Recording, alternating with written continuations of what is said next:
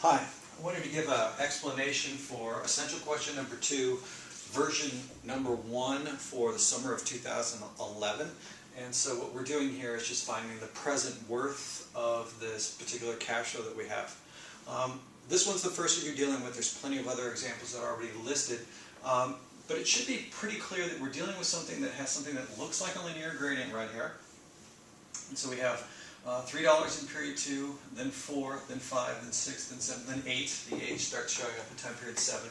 And then continues off at being $8 all the way up to time period 12. Again, so we're looking at something which looks like a linear gradient because it goes up by the same amount every single time period. And then something looks like a constant series because it's exactly the same every single time series. Now the problem is that this thing, although it does look like a linear gradient, isn't exactly a linear gradient. And that's because this first jump goes from 0 to 3. Okay? So what we're really looking at here is something that looks like a linear gradient that sits on top of a constant series. So we're looking at something more along the lines like this. So what I'm going to do is write us the present worth of this constant series right here, with this linear gradient sitting on top of it, and this other constant series that's 8 tall right over there. So the present worth of this whole thing should be, again, something to do with that constant series. So looking for P, given that we know A. The A refers to right here the 3, because this constant series underlying is 3 high. Whatever the interest rate is, we'll keep that as being arbitrary. And we'll figure out what the N is, as well as trying to figure out how we're supposed to time shift this thing. So we'll leave a little space right there for that.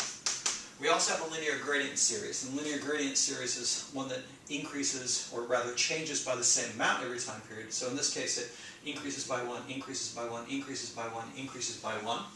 So we'll put that nice little run right there. So we're looking for P given that we know cap G. That's how you know that you're dealing with a linear gradient series. Whatever the interest rate is, and we'll figure out what the N is, as well as how we're supposed to time shift things around. And then the last chunk will be the sequence that is 8 high from time periods 8 through 12. So again, we know it's 8 high, and that's why the 8 goes right there. So we're looking for P given that we know A. Here's the interest rate. We'll figure out what the N is, and also do our little time shifting thing. Now this frame of knowing that we're supposed to time shift and trying to sort out what the N's are should be pretty familiar to you if you've looked at some of the other examples. So let's start with the 8s. The 8s from time period 8 through 12 real fast. And what you should notice for that N, it's always just the count of the number of non-zero elements. So here we're looking with 1, 2, 3, 4, 5 of these. 1, 2, 3, 4, 5. So the N should be 5. But the problem is those 5 8s aren't exactly in the right place. Those 8s are in time period 8 through 12. And if you just look at the numerator up there, those are 8s that are there from time period 1 through 5. So clearly they're in the wrong spot, and we have to do some time shifting. But you can think about what the numerator does, is it takes all this value right here, in time periods 8 through 12, and it dumps it into time period 7. We need to shift all this value from time period 7 back to time period 0.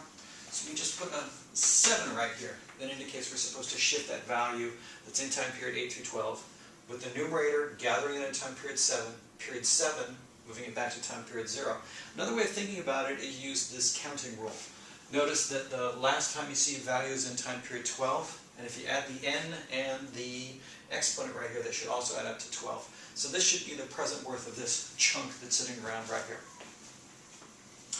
Well, let's go ahead and find out what the N and the exponent is on a couple of these other ones. Let's start with this constant series that sits in the underlayment of the linear gradient series. And so we're dealing with a 3 in time period 2, another 3 in 3, another 3 in 4, another 3 in 5, another 3 in 6, and another 3 in 7. So there's 1, 2, 3, 4, 5, 6 of those. So we'll put a 6 right there. And now we have to deal with the time shifting. Now I'm just going to go directly to the rule where you count, and you say, so there's, the last time you see this in time period 7, we've already got a 6 right there, so there should be a 1 right here. 6 plus 1, 7 is the last time period you get it. Another way of thinking about it is that that numerator gathers all these 3's, concentrates them over in time period 1, and then the denominator right here moves the value from time period 1 back to time period 0. Now the tricky part is going to be the linear gradient sequence. So this is the one that goes right here. You've got a 1 that's right here, a 2 that's right here, a 3 that's right here, a 4 that's right here, and a 5 that's right here. So that's what that capital G indicates what that change is supposed to be every single time period. When you try to figure out the n on a linear gradient series, you get to count the number of non-zero elements, 3, 4, 5, and then what the rule says is you add 1 for the pot, 6. That's because when you're dealing with the linear gradient sequence, it starts off with a 0 in time period 0, and then it starts off with a 0 in time period 1 also. And then in time period 2 it's G, in time period 3 it's 2G, and so on down the line. But it's got that extra 1 there. So we've figured out what the n is, 1, 2, 3, 4, 5, plus 1 for the pot. Now let's go ahead and head to the time shifting again, and what we find out is that the last time we see one of those values is time period 7, 6 and 1 is 7, using that little addition rule, and that's the last time period you see it. So that's what the present worth of this particular problem looks like. So this is essential question number 2, version number 1 in the summer of 2011.